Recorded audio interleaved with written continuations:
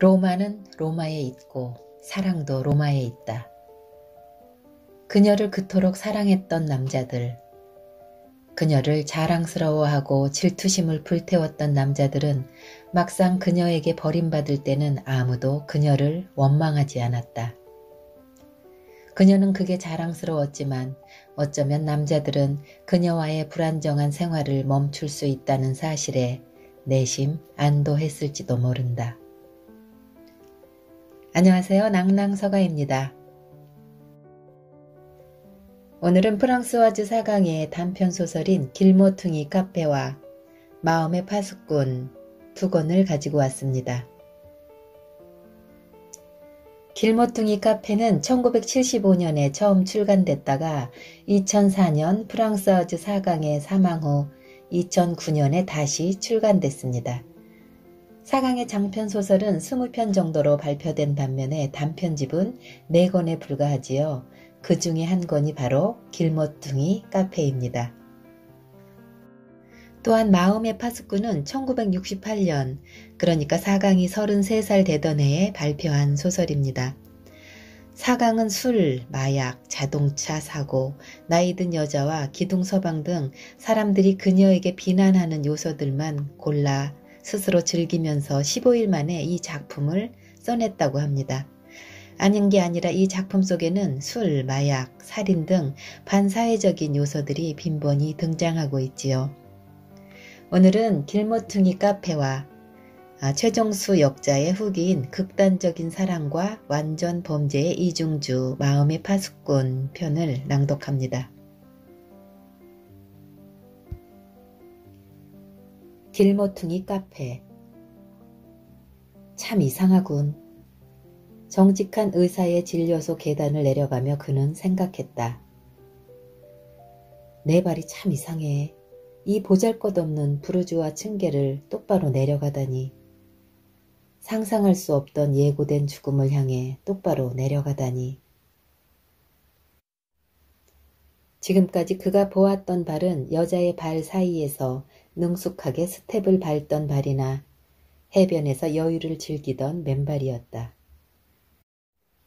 그런데 지금 그는 그 똑같은 발이 정직하게도 너무 정직한 의사의 진료소 계단을 내려가는 모습을 일종의 혐오와 공포, 놀라움의 심정으로 바라보고 있다.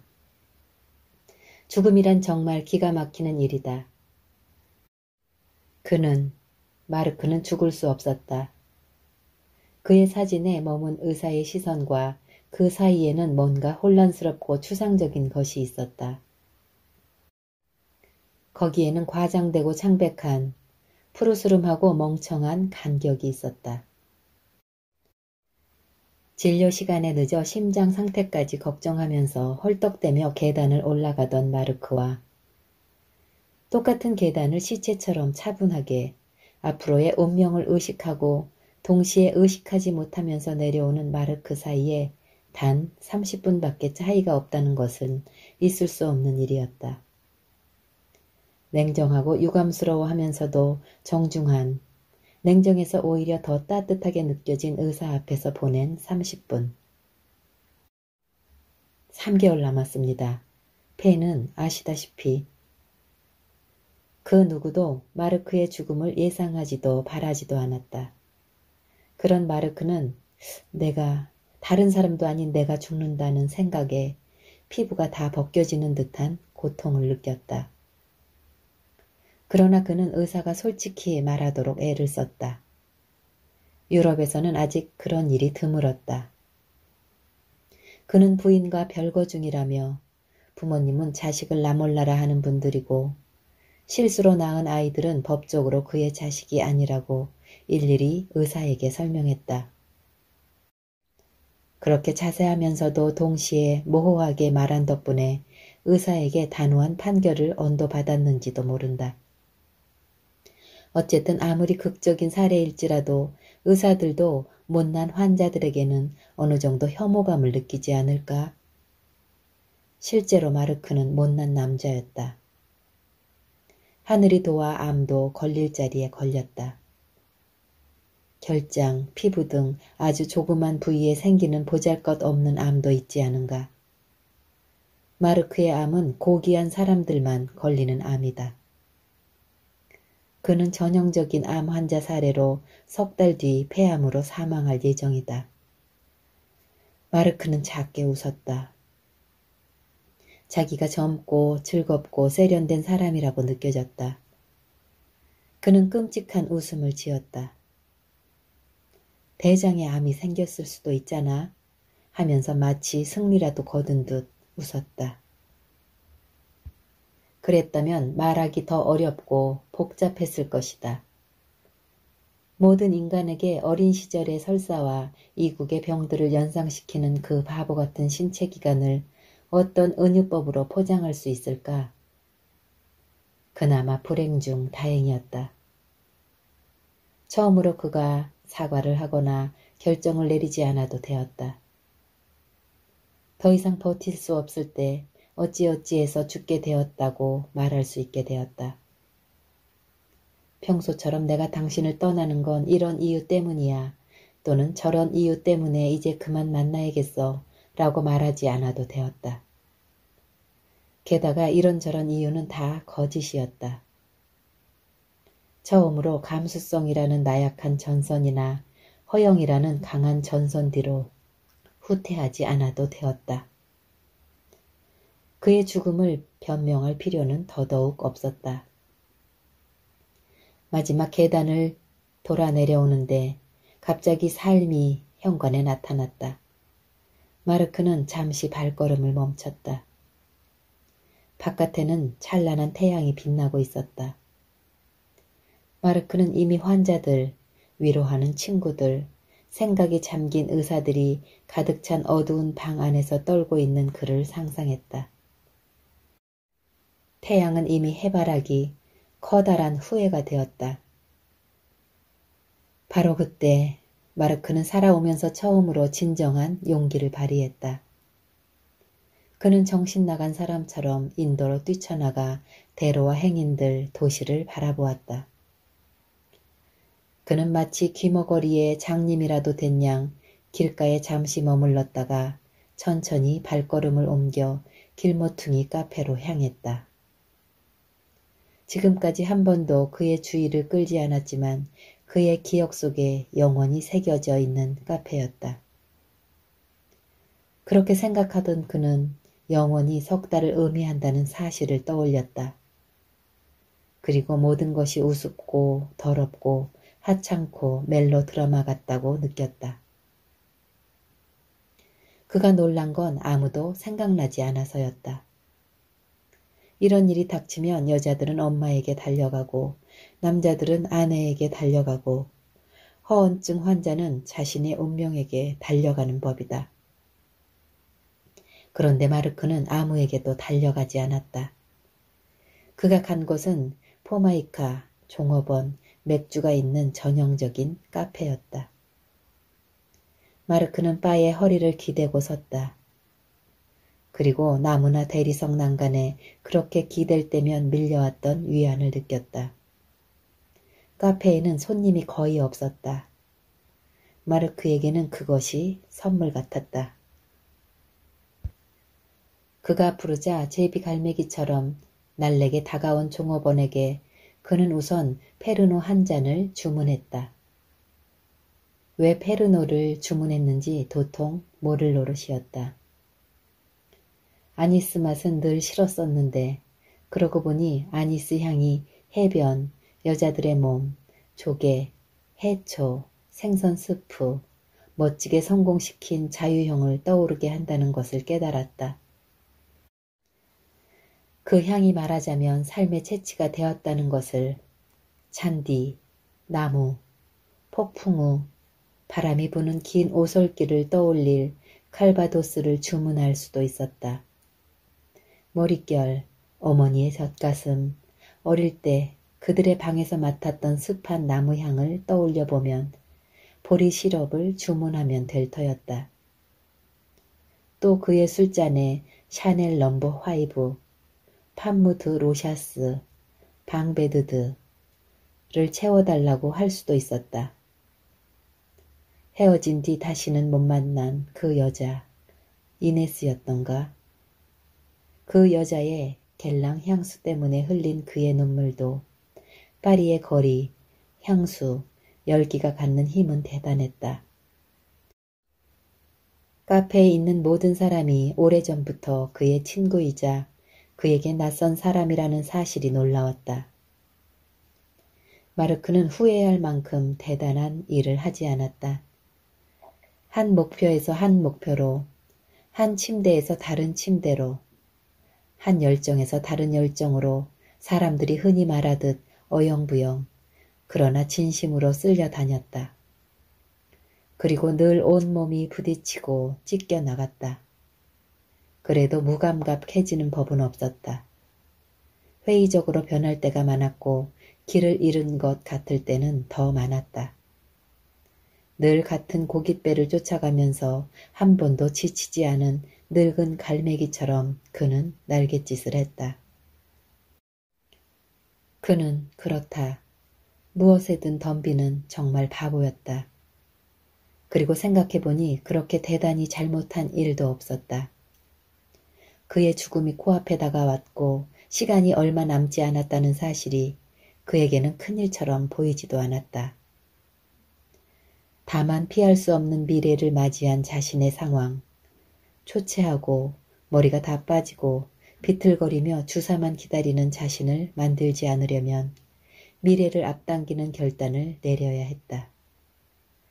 그건 안 된다. 피하려 해보겠지만 그럴 용기가 있는지 확신이 서지 않았다. 그래서 그는 다시 멋있고 매력적이고 재미있는 마르크, 다정한 마르크가 되었다. 그는 잔을 손에 들고 일어나 웨이터를 향해 조금은 우스워 보이게 큰 동작을 지었다. 여러분!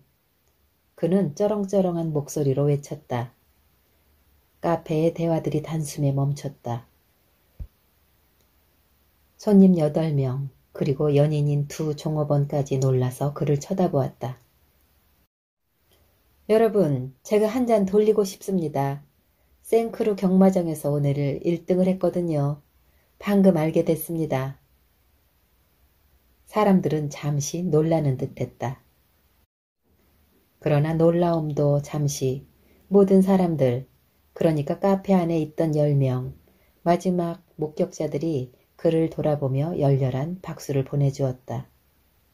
마르크는 그들과 건강을 빌며 그의 건강도 포함해서 술도 마셨고 약속한 대로 계산을 한 다음 진료소 앞에 주차해둔 차에 올라탔다. 아직은 건강한 상태였던 마르크는 마치 우연인 듯 망트라졸리에 이르기 전에 플라타노스의 돌진에 그곳에서 생을 마감하는 힘과 자기 자신에 대한 호의를 베풀었다. 프랑스와즈 사강의 마음의 파수꾼. 최정수 역자 후기인 극단적 사랑과 완전 범죄의 이중주. 마음의 파수꾼은 1968년, 그러니까 사강이 33살 되던 해에 발표한 소설이다.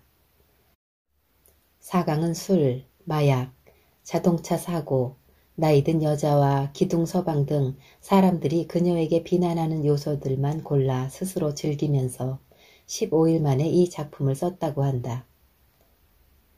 아닌 게 아니라 이 작품 속에는 술, 마약, 살인 등 반사회적인 요소들이 빈번히 등장한다. 왕년에 꽤나 인기 있는 여배우였고 지금은 시나리오 작가로 일하고 있는 여주인공 도로시 시모오. 역시 적당히 방탕하게 인생을 살아온 인물이다. 그녀는 딸과 손주도 있는 45살의 중년 여성이지만 할리우드라는 특별한 세계 속에서 마치 젊은 독신 여성처럼 삶을 적당히 즐기며 살아간다. 남자친구 폴 브레트도 있지만 그와의 관계를 그리 심각하게 여기지도 않는다. 폴과 드라이브를 하다 자동차 사고가 나면서 알게 된 루이스라는 청년을 별 생각 없이 자기 집에 들일 만큼 충동적인 성격의 소유자이기도 하다. 사실 도로시는 첫 만남부터 루이스라는 20대 중반의 청년에게 매력을 느낀다. 다리를 다쳤다는 이유로 도로시의 집에 들어와 지내게 된 루이스는 다리가 다 나은 뒤에도 도로시의 집을 떠날 생각을 하지 않고 도로시 역시 그를 보낼 마음이 없었다. 두 사람 사이에는 애정 비슷한 감정이 생겨나고 함께 시간을 보내며 여러 가지 대화를 나눈다. 그녀와 결혼하고 싶어하는 폴 브레트는 루이스의 존재를 수상쩍게 여기지만 둘 사이에 육체적 관계가 없다는 도로시의 말을 믿고 루이스를 친밀하게 대한다. 어느 날 도로시는 루엘라 슈림프라는 여배우와 눈이 맞아 그녀를 버리고 떠난 두 번째 남편 프랭크에 대해 루이스에게 이야기하게 된다. 그로부터 얼마 뒤 프랭크의 사망 소식이 전해진다. 루이스가 그는 당신을 떠나서 벌을 받은 거라는 엉뚱한 말을 하지만 도로시는 젊은이의 치기로 생각하고 가볍게 넘긴다. 도로시는 루이스에게 스크린 테스트를 주선하고 루이스는 영화 배우로서 할리우드의 한 기획사와 계약을 맺는다. 스크린 테스트 화면에서 도로시는 아무것도 보지 않고 있는 마치 영혼이 육체를 잠시 떠난 것 같은 루이스의 시선을 발견한다. 루이스는 어떤 모험 영화의 조연으로 영화를 찍게 되는데 할리우드의 악명 높은 권력자이며 도로시와도 원한 관계가 있는 제리 볼튼이 루이스를 빼오려고 더 조건을 제시하며 그를 꼬인다. 도로시는 제리 볼튼이 어떤 사람인지 이야기하며 루이스에게 화를 내고 다음날 제리 볼튼이 살해되었다는 소식이 전해진다. 이탈리아에서 영화를 찍다가 잠시 귀국한 루엘라 슈림프 역시 자동차 사고로 세상을 떠난다. 어느 날 밤 도로시는 프랭크와 제리 볼튼, 루엘라 슈림프를 죽인 것이 바로 루이스라는 것을 알아채고 루이스에게 그것을 확인한다. 루이스는 순순히 시인하면서 증거가 전혀 없으니 당신은 괴로움을 당하지 않을 거라고. 과거에 그녀를 괴롭혔거나 현재 그녀를 괴롭히는 사람들만 죽일 뿐이라고 설명한다.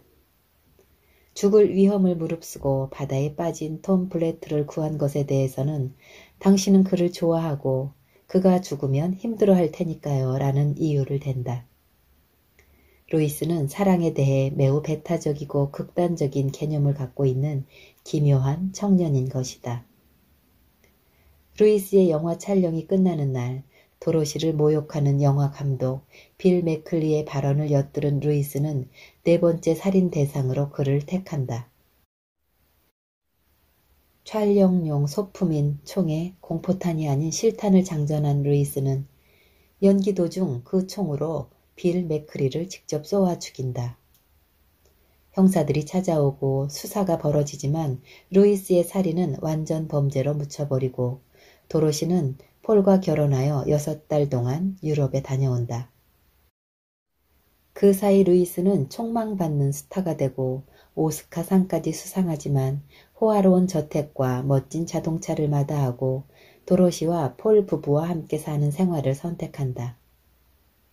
루이스는 도로시에게 이렇게 말한다. 난 당신만을 사랑할 뿐이에요. 다른 사람들에겐 전혀 관심 없어요. 이런 사랑이 과연 가능한 것일까? 세상에는 수십억의 사람이 살고 있고 사랑 종류도 사람의 수만큼이나 많을지도 모르겠다. 남녀 간의 사랑은 어느 정도의 배타성을 띠게 마련이지만 루이스의 경우 그 배타성이 극단으로 치닫고 있다.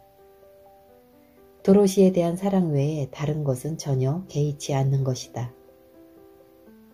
루이스의 범죄가 완전 범죄로 끝나는 것에 대해 점잖고 보수적인 사람들은 심기가 불편할지도 모른다. 그러나 사강의 작품들이 대개 그러하듯 충격적이고 자칫 천박하게 느껴질 수 있는 스토리가 사강 특유의 섬세하고 우아한 묘사 때문에 경쾌함과 세련미를 획득하고 있다. 사강은 섬세한 심리 묘사에 치중한 사랑소설을 많이 썼는데 마음의 파수꾼은 그런 사강 소설들과는 달리 스토리의 전개와 독특한 구성에 더 치중하여 마치 할리우드의 스릴러 영화 한 편을 보는 듯한 재미를 느끼게 한다. 슬픔이여 안녕이나 어떤 미소의 화자가 사랑과 인생을 발견해가는 젊은 여성인 반면 이 작품의 화자는 자신의 능력 범위와 자신이 가진 매력에 대해 잘 알고 있는 중년 여성이라는 점도 차이점이다. 한 여자에 대한 플라토닉한 사랑 때문에 살인도 마다하지 않으며 그녀가 결혼한 뒤에도 평생 그녀와 함께하고자 하는 루이스의 병적인 애정이 읽는 이의 마음을 서늘하게 한다. 2007년 겨울 최정수. 네, 이상 프랑스아즈 4강의 단편 소설인 길모퉁이 카페와 마음의 파수꾼 역자 후기편을 낭독해 보았습니다. 감사합니다.